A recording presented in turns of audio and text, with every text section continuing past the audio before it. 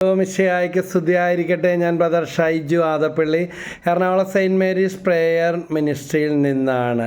ചിലരൊക്കെ ചോദിക്കുന്ന ഒരു ചോദ്യമാണ്, ഞങ്ങൾ മാത്രം എന്താണ് ഇങ്ങനെ താഴോട്ട് പോകുന്നത്, നശിച്ചു പോകുന്നത്, അല്ലെങ്കിൽ ഒരു പ്രോഗ്രസ് ഇല്ലാത്ത എന്താണ് ഞങ്ങളുടെ കൂട്ടത്തിൽ ഞങ്ങൾക്ക് മാത്രം പള്ളിയും പ്രാർത്ഥനയും ദൈവം എല്ലാം ഉണ്ട്, എന്നിട്ട് എന്താണെന്ന് ചോദിക്കും. അതിൻ്റെ റിയലായിട്ടുള്ള സബ്ജക്റ്റ് പറയാൻ പോണേണ് വചനത്തിൽ കൂടെ. പ്രഭാഷകൻ 27:3 ദൈവഭക്തിയിൽ ദൃഢതയും തീഷ്ണതയും ഇല്ലാത്തവൻ്റെ ഭവനം അതിവേഗം നശിച്ചു. ദൈവഭക്തിയുണ്ട്, ദൈവമുണ്ട്, പ്രാർത്ഥനയുണ്ട്, പള്ളിയുണ്ട്, പക്ഷേ അതിലെന്ത് വേണം? ദൃഢത വേണം.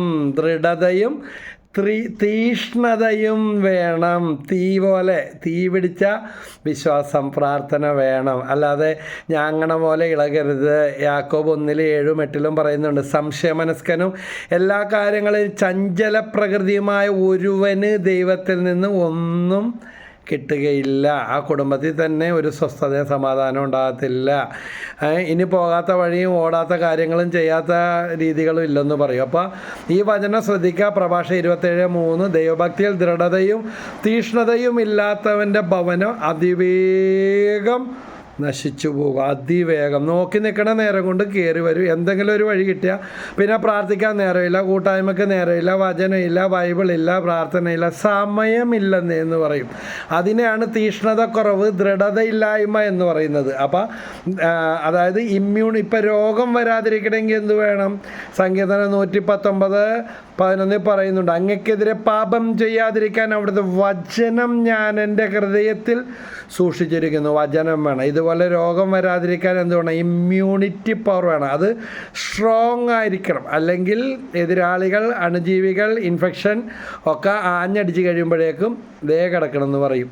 രോഗം അങ്ങോട്ട് തുടങ്ങിക്കഴിഞ്ഞാൽ പിന്നെ രോഗങ്ങളുടെ പരമ്പര തന്നെയായിരിക്കും. അപ്പോൾ ഇതാണ് ഇമ്മ്യൂണിറ്റി പവർ കുറഞ്ഞാലുള്ള അവസ്ഥ. ഇതുപോലെ തന്നെയാണ് ദൈവഭക്തിയിൽ ദൃഢതയും തീഷ്ണതയും ഇല്ലെങ്കിൽ ആളെ മാത്രമല്ല, ആ ആൾ ഉൾപ്പെടുന്ന കുടുംബത്തിനെ അതിവേഗം ആ കുടുംബം നാശത്തിലേക്ക് പോകുന്ന വചനം പറയുന്നത്. ഇനി രക്ഷയുടെ വചനം ഉണ്ട്. നേരെ തിരിച്ച് അപ്പോസ്തലബോധനം 16:31 കർത്താവായ യേശുക്രിസ്തുവിൽ വിശ്വസിക്കുക, നീയും നിൻ്റെ കുടുംബവും രക്ഷ പ്രാപിക്കും. ദേ കിടക്കണ് കുടുംബത്തിൽ ഒരാൾ നല്ല ഉറച്ച വിശ്വാസവും തീഷ്ണതയും ദൃഢതയും ഉണ്ടായാൽ മതി. അതുകൊണ്ട് കുടുംബത്തിൽ മറ്റുള്ളവർ നിങ്ങളെ കളിയാക്കി ആക്ഷേപിക്കുക പുച്ഛിക്കുക ചെയ്യുമ്പോൾ വിഷമിക്കണ്ട. നിങ്ങളെ ദൈവം തിരഞ്ഞെടുത്തത് ഇതെങ്കിലും ഇല്ലെങ്കിൽ പോയി കഥ. പിന്നെ 2 കൊരിന്തോസ് 8:9 നമ്മുടെ കർത്താവായ യേശുക്രിസ്തുവിൻ്റെ കൃപ നിങ്ങൾക്കറിയാമല്ലോ, അവൻ സമ്പന്നനായിരുന്നിട്ട് നിങ്ങളെ പ്രതി ദരിദ്രനായി തൻ്റെ ദാരിദ്ര്യത്താൽ നിങ്ങൾ സമ്പന്നനാകാൻ വേണ്ടി തന്നെ. 2 കൊരിന്തോസ് 8:9 ഈ വചനം മറന്നു പോകരുത് കേട്ടോ.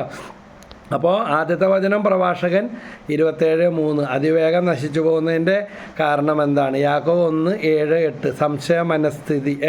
അവർ വല്ലതും ചെയ്താൽ, ഇവർ വല്ലതും ചെയ്താൽ, അതാണ് കാരണം, ഇതാണ് കാരണം, പൂർവികരാണ്, ശാപമാണ്, പിശാചാണ്, അനങ്ങണതിന് മുഴുവൻ പിശാച് ചേർത്താനെന്നും പറഞ്ഞ് നടക്കുമ്പോൾ അത് തന്നെ സംഭവിക്കും. അപ്പോൾ അത് തന്നെ സംഭവിക്കും. ജോബ് 3:25 പറയുന്നുണ്ട്, ഞാൻ ഭയപ്പെട്ടിരുന്നത് എനിക്ക് തിന്മയായിട്ട് ഭവിച്ചു. അതുകൊണ്ട് ഇതൊന്നും ഉണ്ടാകില്ല. ഇതിൻ്റെ ഒന്നും അല്ല. എൻ്റെ ദൈവം അറിയാതെ ഒന്നും ഉണ്ടായിട്ടില്ല. ഇനി എന്തെങ്കിലുമൊക്കെ മാറ്റാനോ തിരുത്താനോ വിട്ടുകൊടുക്കാനോ അനുദപിക്കാനോ ഉണ്ടെങ്കിൽ അതിന് തയ്യാറാകുക. അല്ലാതെ വഴിയെ പോണ വയ്യാവേലി മുഴുവൻ വന്ന് കയറണമെങ്കിൽ അതിൻ്റെ കാര്യം പിശാചിന് കയറിയിരിക്കാനുള്ള എന്തോ ഉപേക്ഷിക്കാത്ത പാപമോ പശ്ചാത്താപിക്കാത്തതോ പരിഹാരം ചെയ്യാത്തതോ വിട്ടുകൊടുക്കാത്തതോ വഞ്ചിച്ചെടുത്തതോ എന്തെങ്കിലും അവിടെ അവന് കയറിയിരിക്കാനുള്ള വക ഉണ്ടായിട്ടാണ്. അതാര് ചെയ്യണം? നിങ്ങൾ തന്നെ ചെയ്യണം. ഏത് വചനമാണ് എഴുതേണ്ടത്, അല്ലെങ്കിൽ ഇനി എവിടെയോ പോകേണ്ടത്, ഓടി തളർന്നിരിക്കുന്നവരുണ്ട്. അതുകൊണ്ട് നമ്മളിലേക്ക് തന്നെ കടന്നു വരിക. ഇനി പൂർവികവും പറഞ്ഞിരിക്കേണ്ട. എസെക്കിയേൽ 18 പറയുന്നുണ്ട്, അപ്പം പച്ചമുന്തിരി എന്നാൽ മോൻ്റെ പല്ല് പുളിക്കൂല, മോനും പച്ചമുന്തിരി ഇന്നാലേ പുളിക്കുള്ളൂ. അതുകൊണ്ട് പൂർവികവും പറഞ്ഞിരിക്കേണ്ട. കർത്താവായ യേശുക്രിസ്തുവിൽ വിശ്വസിക്കുക, നീ നിൻ്റെ കുടുംബവും രക്ഷ പ്രാപിക്കും. അപ്പോസ്തലപ്രവർത്തനം 16:31. രക്ഷപ്പെടും എന്ന് പറഞ്ഞാൽ രക്ഷപ്പെട്ടിരിക്കും. ഏതെല്ലാം മേഖലയിലാണ്? സമഗ്ര വിമോചനമാണ് യേശു തരുന്നത്.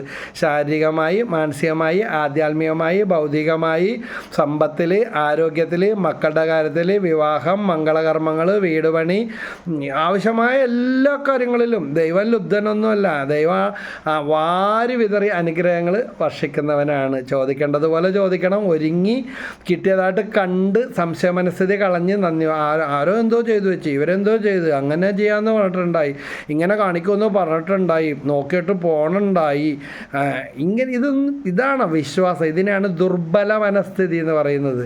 അവിടെയാണുള്ളത് മുഴുവൻ കയറി പിടിക്കുന്നത്. പിശാചിന് ഇങ്ങനെയുള്ളവരെയാണ് ഭയങ്കര ഇഷ്ടം. പക്ഷേ കർത്താവായ യേശുക്രിസ്തുവിൽ ഉറച്ചു വിശ്വസിക്കുന്നവരാ.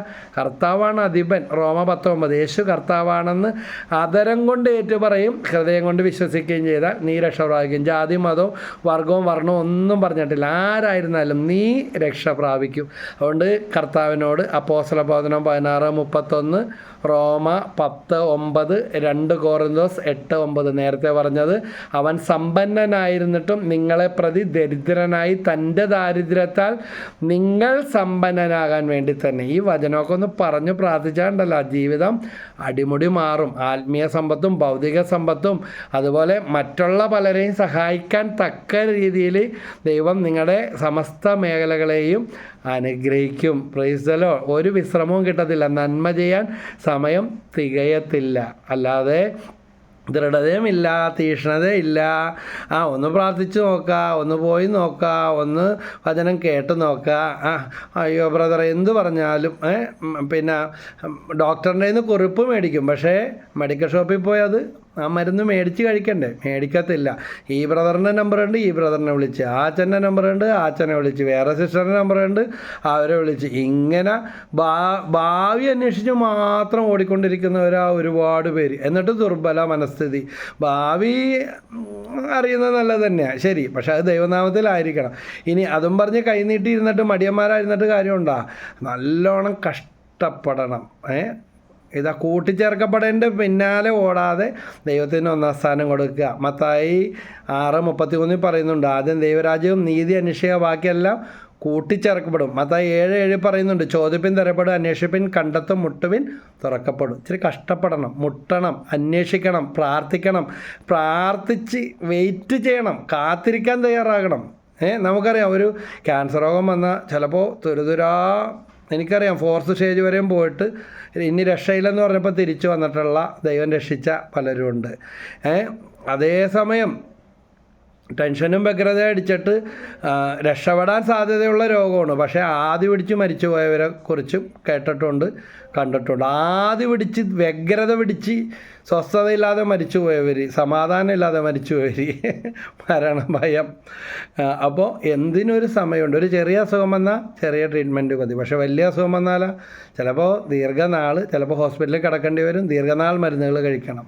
ഇതുപോലെ തന്നെയാണ് പ്രാർത്ഥനയുടെ കാര്യവും. കാത്തിരുന്ന് മുട്ടിപ്പായിട്ട് താഴ്മയോടെ ഇരുന്ന് വിശ്വാസത്തോടെ പ്രാർത്ഥിക്കണം. അല്ല ഞാൻ മാത്രം പ്രാർത്ഥിച്ചോട്ടോ, അവർ ചോദിച്ചു, ഇവർ ചോദിച്ചു, വീട്ടിലുള്ളവർ അങ്ങനെ പറഞ്ഞു, ഇങ്ങനെ പറഞ്ഞു.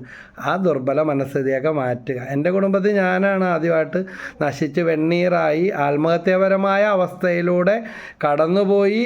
ആത്മഹത്യക്ക് പോലും വേണ്ടെന്ന് പറഞ്ഞ് കിടന്ന അവസ്ഥ. മരിക്കണം, കുടുംബത്തോടെ മരിക്കാൻ വിഷവും മേടിച്ചിരുന്ന, അത് മാത്രമോ ഒരു പരിഹാരമുള്ളെന്ന് വിചാരിച്ചിരുന്ന അപ്പൻ്റെ മകനാണ്. സങ്കീർത്തനം 143:3 പറയുന്നു, ശത്രു അവൻ്റെ ജീവനെ നിലത്തെറിഞ്ഞ് തകർത്ത് കളഞ്ഞു. ദൈവം എന്തായാലും അങ്ങനത്തെ ഒരു കാര്യത്തിന് വിട്ടുകൊടുത്തില്ല. അവിടെ നിന്ന് ഞങ്ങളെ പൊക്കിയെടുത്തു. ഇതാ ഇന്ന് കർത്താവിൻ്റെ വചനം അനുഭവിച്ചുകൊണ്ടാണ് സമസ്ത മേഖലയിലും ദൈവം എല്ലാ വിധത്തിലും അന്നും ഇന്നും അനുഗ്രഹിച്ചുകൊണ്ട്. ദൈവത്തിൻ്റെ നാമത്തിലല്ലാതെ ഒന്നും ഞങ്ങൾക്ക് പറയാനില്ല. അതുകൊണ്ട് ഇന്നിത് പറയിക്കുന്നത് ഞങ്ങളെ അനുഗ്രഹിച്ച, ദൃഢമായിട്ട് വിശ്വസിച്ചപ്പോൾ ദൈവഭക്തിയിൽ ദൃഢതയും തീക്ഷ്ണതയും വന്നപ്പോഴാണ് രക്ഷപ്പെടാൻ തുടങ്ങിയത്. അന്ന് വരെ നാമമാത്ര ക്രിസ്ത്യാനിയായി, പാരമ്പര്യ ക്രിസ്ത്യാനിയായിട്ട് ഇങ്ങനെ ജീവിച്ചുകൊണ്ടിരുന്ന അവസ്ഥയായിരുന്നു. അപ്പോൾ ആളുകൾ കളിയാക്കും, കുറ്റം പറയും, കമൻറ്റ് പറയും, അധിക്ഷേപിക്കും, പുതു ക്രിസ്ത്യാനി വന്നെന്ന് പറയും, പരിശുദ്ധാത്മാവ് നേരിട്ട് ഇറങ്ങി വന്നെന്നൊക്കെ പറയും. പറഞ്ഞോട്ടെ. പക്ഷെ അങ്ങനെ പറഞ്ഞവർക്ക് വേണ്ടി പിന്നെ പ്രാർത്ഥിക്കാനും, അല്ലെ ഞങ്ങളും എങ്ങനെയാണ് പ്രാർത്ഥിക്കേണ്ടതെന്ന് ചോദിച്ചാൽ പറഞ്ഞു കൊടുത്ത, പ്രാർത്ഥിച്ച, അസൂയക്കാരെയും കുറ്റാരോപകരെയൊക്കെ പ്രാർത്ഥനയിലൂടെ അല്ലാതെയൊക്കെ സഹായിച്ച പല അനുഭവങ്ങൾ ഉണ്ട്. അതുകൊണ്ടൊന്നും നമ്മൾ പേടിക്കേണ്ട. നമ്മുടെ ഉടമസ്ഥൻ കർത്താവാണ്. സ്വത്തിനും സമ്പത്തിനും ചുറ്റും വേലികെട്ടി ജോബ് 1:10 പറയുന്ന പോലെ നമ്മളെ സംരക്ഷിക്കുന്നത് കർത്താവാണ്. മാലാഖമാരെ ചുറ്റും കാവൽ നിർത്തിയിട്ടുണ്ട്. ഇവരോ അതോ ഇതോ പറഞ്ഞാൽ അതോ ഇതോ കാണിച്ചാലും ചെയ്താലും നഷ്ടപ്പെട്ടു പോകുന്നതല്ല ക്രിസ്ത്യാനിയുടെ ആത്മാവ്. ഛത്തീഗഡിൽ 2 കന്യാസ്ത്രീകളെ പിടിച്ച് 4 ദിവസം ജയിലിലിട്ടിട്ടും അവർക്ക് സമാധാനം കിട്ടണമെങ്കിൽ അതാ കിട്ടട്ടെ. ആർക്ക്? ഇട്ടവർക്കും അതിന് കൂട്ടുനിന്നവർക്കും. അപ്പോൾ പക്ഷേ ഈ കന്യാസ്ത്രീകൾ ഇനിയും പുറത്തിറങ്ങിയാൽ അതാണ് ക്രിസ്ത്യാനിയുടെ പ്രത്യേകത. അവർക്ക് ജാതിയും മതവും ഇല്ല. സകല ജനവിഭാഗങ്ങൾക്കും വേണ്ടി അപ്പോസ്തലന്മാരെ പിടിച്ച് ഉപദ്രവിച്ചിട്ട് വിട്ടപ്പോൾ അവർ വീണ്ടും പോയി യേശുവിൻ്റെ നാമത്തിൽ പ്രസംഗിക്കുന്നതായിട്ട് അപ്പോസ്തല പ്രവർത്തനത്തിൽ കാണുകയാണ്. ഇവർ ഇനിയും പുറത്തു വന്നാൽ ഇത് തന്നെ ചെയ്യും. അവരെ പ്രതി നമ്മളും ചെയ്യുന്നത് അത് തന്നെയാണ്. അവർ നമ്മുടെ സഹോദരങ്ങൾ തന്നെയാണ്. തെറ്റിദ്ധരിക്കപ്പെടും, ഇല്ലാ വചനങ്ങൾ പറയും. വിശുദ്ധ ജോൺ പോൾ രണ്ടാമൻ മാർപ്പാപ്പ പറഞ്ഞ പോലെ കുരിശിൽ തറച്ച് കൊന്നില്ലെങ്കിലും അല്ലെങ്കിൽ ചമ്മട്ടി കൊണ്ട് അടിച്ചില്ലെങ്കിലും ഈ അപ്പോസ്തലന്മാർക്കും ഈശോനും ഉണ്ടായ അതേ അനുഭവങ്ങളും പീഡനവും അല്ലെങ്കിലും ഇത് ഒരു രക്തസാക്ഷിത്വമാണ്. ഇപ്പോൾ ആ ക്രൈസ്തവ കന്യാസ്ത്രീകൾ ഛത്തീഗഡിൽ ഇല്ലാവചനങ്ങൾ അല്ലെങ്കിൽ കള്ളക്കഥകൾക്ക് വേണ്ടി അവർ ജയിലിൽ ആക്കിയെങ്കിൽ അവർ രക്തസാക്ഷിത്വമാണ്, ജീവിക്കുന്ന രക്തസാക്ഷികളാണ്. അതാണ് ജീവിക്കുന്ന സാക്ഷ്യം. ഇന്ന് നമ്മളിൽ നിന്ന് ദൈവം ആവശ്യപ്പെടുന്നത് വിശുദ്ധ ജോൺ പോൾ രണ്ടാമൻ മാർപ്പാപ്പ പറഞ്ഞ ഇതാണ് ആധുനിക രക്തസാക്ഷിത്വം. ഇതാണ് അനുദിന ജീവിതത്തിലെ കുരിശുകളെ സന്തോഷത്തോടെ വഹിക്കുക. അവരാരും ശപിക്കുന്നില്ല. അവർ ഈശോയുടെ നാമത്തെ പ്രതി. സഭയും അങ്ങനെ തന്നെ ചെയ്തുകൊണ്ടിരിക്കുന്നത്. അവർക്ക് വേണ്ടി പ്രാർത്ഥിക്കുന്നു. ഇതിന് പിന്നെ പ്രവർത്തിച്ചവർക്കും ആ രാഷ്ട്രീയ പാർട്ടിക്കാർക്കും വർഗീയ ശക്തികളുടെ മാനസാന്തരത്തിന് വേണ്ടി കൂടുതൽ പ്രാർത്ഥിക്കും. ഇതുവരെ പ്രാർത്ഥിച്ച പോലെയല്ല. അതാണ് യഥാർത്ഥ വിശ്വാസം. അയ്യോ എനിക്കിങ്ങനെ വന്നല്ലോ, എന്നോടിങ്ങനെ ചെയ്തല്ലോ, അല്ലെങ്കിൽ പാവം കന്യാസ്ത്രീകളെ അങ്ങനെ കാണിച്ചല്ലോ, ദൈവമേ ഞാനൊന്നും ഇതിനില്ല. അതല്ല ക്രിസ്തീയത. കർത്താവായ യേശുക്രിസ്തുവിൽ വിശ്വസിക്കുക. കൂടുതൽ യേശുവിനെ രക്ഷകനും നാഥനുമായിട്ട് ഏറ്റുപറയുകയും ഉറച്ചു പ്രാർത്ഥിക്കുകയും ചെയ്യുക. കൂട്ടത്തിൽ ആ കാര്യം കൂടെ ഒന്ന് പറഞ്ഞെന്നേ ഉള്ളൂ പറയുന്നത്. അതെൻ്റെ കടമയാണ്. സുവിശേഷം പ്രഘോഷിക്കുമ്പോൾ നീ ജീവിക്കുന്ന സഹനങ്ങൾ, രക്തസാക്ഷിത്വ അനുഭവങ്ങൾ പറഞ്ഞില്ലേ പിന്നെ എന്താ പറയാനുള്ളത്? അവരും നമ്മുടെ സഹോദരങ്ങൾ തന്നെയാണ്. ഇതാ ജാതിയും മതവും നോക്കിയിട്ടല്ല ചീഞ്ഞതിനെയും പുഴുത്തതിനെയും മുറിവേറ്റതിനെയും രോഗികളെയും അവശരെയും വിദ്യാഭ്യാസം ഇല്ലാത്തവരെല്ലാം ചേർത്ത് പിടിക്കുന്ന ആ മിഷൻ പ്രവർത്തനങ്ങളിലായിരിക്കുന്ന അവർ ആർക്കു വേണ്ടിയാണോ പോയത്, ഇറങ്ങി തിരിച്ചത്, ആ കർത്താവ് കൊടുക്കുന്നതെല്ലാം അവർ സന്തോഷത്തോടെ ഏറ്റെടുക്കും. Praise the Lord. ഹല്ലേലൂയ.